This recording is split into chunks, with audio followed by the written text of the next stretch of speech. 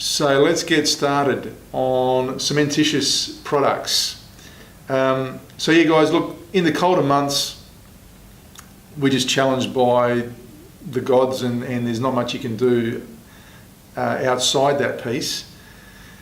And how do you deal with it? So there seems to be some hi Patrick, how are you? There seems to be some mindset of thinking that cementitious products are inferior, and I don't know why that is.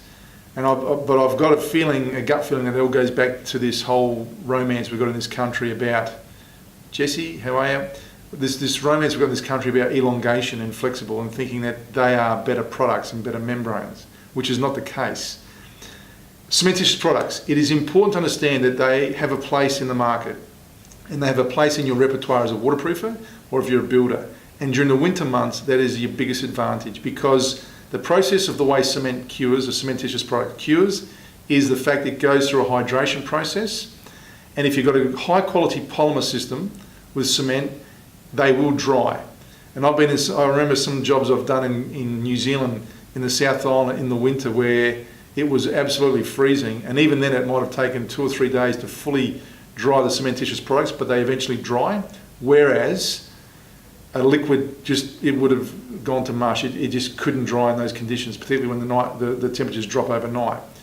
So cementitious systems are still very, very viable, and they are not a step down as far as quality goes. They are still a very high step in quality.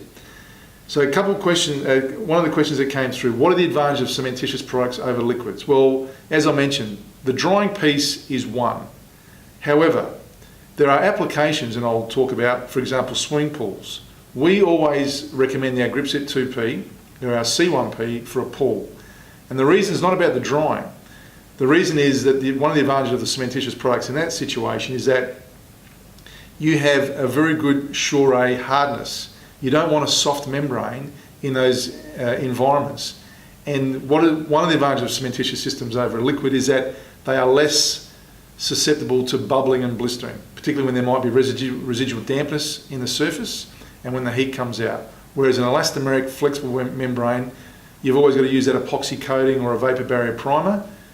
A lot of cementitious systems have a natural resistance to vapor, and one of the questions that came through about negative hydrostatic pressure is one of the big properties of a cement-based system, like our C1P, our water plug obviously, where it's very difficult without some high, potentially toxic chemicals that do the same with a non-cementitious product. Now, Gripset E60 does that, but it won't dry as quick as what you'll get with a cementitious, and particularly on a damp surface. And that's a real bonus, because cement-based products actually like residual surface damp. And so don't forget to actually take note of that. I've got our friends from New Delhi join us. Thanks guys for joining me. How are you? So what I was going to say is that there definitely is a big advantage of cementitious products in those applications, like immersed areas.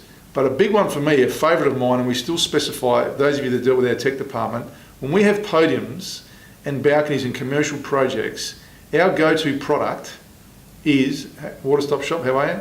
Our go-to product is the Gripset 2P. And the reason for that is it has good resistance, not just to the weather once it's down for a period of time while you're in waiting, but the toughness of the membrane, it's less subject to damage with other trades around there, and it's a lot more durable. If you know a membrane is going to be tiled or screeded over within a day or two, it's a different situation. But a lot of the times in those projects, it could be weeks. And our Gripset 2P is always our best option. We tend to go with that because of the toughness of the film, and also being outside a day like that today in Adelaide, which I'm sure in Victoria is pretty much the same, where the heavens might open up, is that you have a situation where we know it's going to dry and it's not going to re-emulsify and get caught out in the wet. And so there's got early water ponding properties, and that's an important one. One of the questions came up, which has come up from time to time: do cementitious products still require a primer? Those of you that have been using our products will know that in most applications we'll still recommend things like the Gripset GP.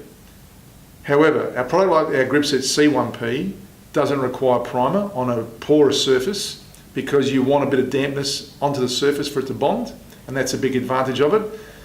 There are some of our applicators and friends out there that have said that they will use 2P on a surface like a screed or a masonry surface without a primer and dampen it, and it bonds very well. It is true, it will bond, but our specification will always talk about the GP for the fact that it seals the surface and just ensures that you've got good adhesion on a porous substrate. On a non-porous substrate, we still would use a primer like the OP. So let's talk about things like Dinsel, and our tech services will specify the Gripset 2P, or sometimes we might even get people want to use the C1P in those areas because of the durability with it. Tiles and Style, how are you guys? And the fact is, we need that adhesion property requires, hey David Brewer, it requires the adhesion to be absorbed in, and you're not going to get that with a Dinsel surface, but the Gripset OP will bond, and the beauty of our cementitious systems, they'll go over the top of that and bond to it as well. So you have got the ability on a non-porous surface to still use the cementitious products. It doesn't have to absorb in. Costa, how you going? I hope Mildura's dry for you. So in saying that, they don't always require a primer, but you'll see 9 times out of 10 we'll recommend that, except for our C1P on absorbent substrates. Apply the cementitious product over a painted surface. A lot of you know our position on this. When you've got an existing substrate with an existing coating on it, you need to be 110% sure that that painted surface is well bonded to that substrate, because whatever you put on top of that is going to rely on the adhesion and the success of that adhesion to the surface. Now, with a cementitious product like Gripset 2P over an existing painted wall, we would test the paint first. Our first call would be remove it.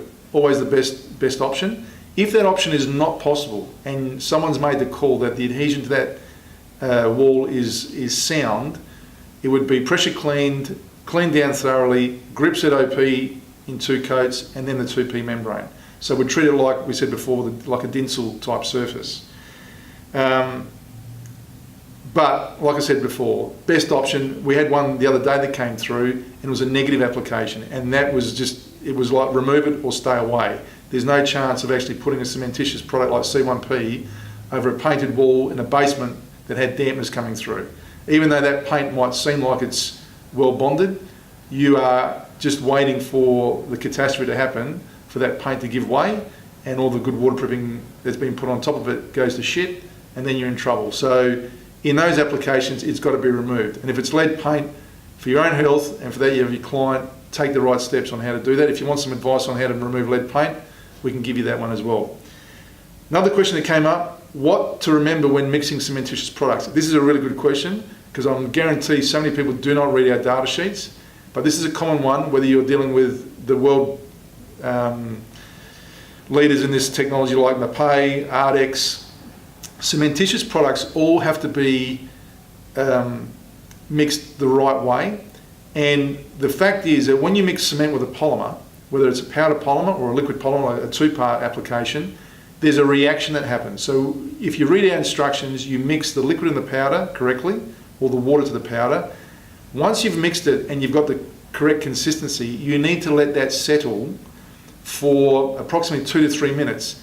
In that time, there is a reaction that happens, and then you must re-stir it.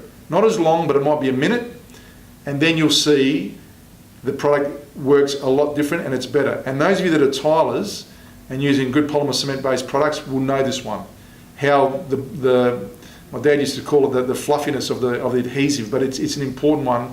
How the body is far more consistent once you've done that. And so don't be in a rush, because the thing is, it won't work the same way. And you can't rush chemistry. And that's just the reality of what you've got with cement and polymers. So get that part right. The consistency you're looking for, that was asked as well. With consistency, the fact is that every product's different. So if you're looking at like our 11 white slurry, that's it's a slurry consistency. It's like a paint, compared to our C1P, where we're going to be able to put it on a vertical substrate, so it's got to have body to hang, same as a 2P. Versus a plug versus an adhesive. They call it, a lot of the data sheets call it a homogeneous mix, and you're probably thinking, what the hell is that? Don't even bother Googling it. But the fact is, you need to understand what the product is meant to look like and feel like, and then you match it. One of the advantages of cementitious systems over things like epoxies, with an epoxy product, if you don't measure part A and part B exactly correct, you are going to get it wrong and you're likely to have a failure. With a cementitious product, particularly the powder ones where you're adding water to it, you are, with different temperatures, the hydration rate will differ. Summer months will go quicker than the winter months. So you can vary the consistency of the water slightly, okay? Not by double or by 30%, but slightly to adjust it, and that gives you the consistency that you need, okay? Now with a 2-part cementitious product like our Gripset 2P, you don't add water to the liquid, okay? You need to mix the liquid and the powder correctly. If you're in those really warm conditions in the summer months, get cold water, and that will help prolong it. And if you're in really, really cool conditions, which I don't think anyone here, even in Tasmania, would be faced with that, but you can use sort of tepid water or warmer water to help it go off. But cold water is a good trick in the summer months. If you've got to use a cementitious product, you might be doing a water tank or a pool, and the substrate starts to warm up a bit. Look at that. Now we've got a question from the guys, might be Ian here. The Gripset GP primer, being a latex primer, is suitable to go over a green screed, or should the screed be left to dry to a suitable moisture level? Good question. If that is, so the Gripset GP will bond to a green screed. Okay, it'll bond and it'll absorb. If you do the water droplet test, guys, and you see, hey, distinctive building, how you going, guys? If you see that the water droplet test absorbs in, the Gripset GP is good to go. However, if you've got a membrane going over that screed and that membrane potentially is outside, then the residual moisture will travel through the GP primer and still blister the membrane. So in that situation there, you're going to need to use the E60 as the vapor barrier primer. But the important one is, if it's inside on a green screed, GP's fine, 38's fine, or the 2P, and you go with it. Okay, that'll be suitable for that. It's just the sunlight. If it's an over and under screed, so you've got a membrane underneath the screed, then you need to get rid of that residual moisture because you don't want to trap it. And the GP is a good option because what you've got is that if you're inside, let's say we've got our GC sheet down, screed, and you want to put the 38 or the 2P on top, even though they've got good vapor barrier properties, the moisture from the screed will slowly dissipate. But if it's the GC sheet on top, then you're gonna have to get rid of that moisture first if it can't be absorbed into the floor. So I hope that's answered your question, Ian. I think it's Ian or Brad. Any other questions, guys? We've got quite a few people joining us today. Thank you. And look, loving the attention you're giving to Gripset, guys, of late. Your support is incredible. And I'm going to announce something in a moment which I just want to get some feedback. I'll get a show of hands if I can. But been talking with my team here, and we're thinking of doing this potentially once a month in a different setup and having it as a live Q&A. And so you can actually have a question you want to ask me. We'll have a phone on loudspeaker. We won't see you. But I'll actually dial you up during the show and you can talk and others can hear it. So we'll have a bit more like a program and interactive. So while we're talking, we'll be able to read questions or comments that you're bringing through that way and hear firsthand what you're up to. It might be a chance to lift your profile. You can give your business a plug, but also those of you in different parts of the country, it'd be great to hear and see your participation on that. Water Stop Shops asked the question, what about the P10 instead of the E60? P10 is a good option for the same process as a vapor barrier. There might be water or sleeve there. But the thing is, you must make sure that with the P10, because it's a moisture curing process, if there's too much moisture, you can get a foaming effect. So it can handle a little bit of moisture, but the E60 is a little bit more forgiving in that regard. But the P10 will do the same job in terms of acting as that vapor barrier and then putting the 38 on top of it or the 2P. Distinctive building. Anything like that is awesome. I'll get my team involved in that. Also, my guys were super impressed with the Gripset internal waterproof range. Thank you, guys. Really appreciate that comment, and we'd love to get you involved. And I reckon there'll be a few others that wouldn't be shy to be part of that live program with us. And I'm sure the team, Becca's going to get a few messages out to you all to see what the participation rate will be like. I reckon it'll be fantastic to give it a go. If you've got questions that you missed from tonight that you might see the replay of this on our channels, throw them our way. You know that I'm up to help you, and also our guys are there to help you as well. All right, guys, thanks for joining me in this episode. I reckon we've nailed this live. This has been a good one. I'm glad you've taken interest in the Cementitious one. It's a great product, or a great product range to look at during the time of the cooler months, the winter months. But as I said, please do not think that you are going with an inferior product or inferior system.